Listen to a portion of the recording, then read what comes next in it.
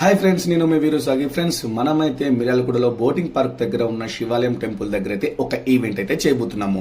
So ఈ event అయితే షెన్యన్ school and శిష్య స్కూల్ స్టూడెంట్స్ తో అయితే ప్లాన్ చేయడం అయితే జరిగింది. ప్రతి ఇయర్ ఈ ఈవెంట్ చేయడం జరుగుతుంది. సో ఈ ఇయర్ కొంచెం స్పెషల్ గా డిఫరెంట్ గా ఉండేటట్టయితే ప్లాన్ చేయడం అయితే జరిగింది. సో పిల్లలకి ఎలా రావాలి, ప్రాసెస్ ఏంటి అనేది మొత్తం ఎక్స్ప్లెయిన్ చేయడం అయితే జరుగుతుంది. పిల్లలకి సేఫ్టీస్ చాలా ఇంపార్టెంట్ కదా. సో అదే విధంగా మధ్యాహ్నమే మేము మేకప్ అయితే స్టార్ట్ చేసాము. తెలుసు కదా, మధ్యాహ్నమే స్టార్ట్ చేస్తే ఈవినింగ్ కల్లా మనం రెడీ అవ్వచ్చు.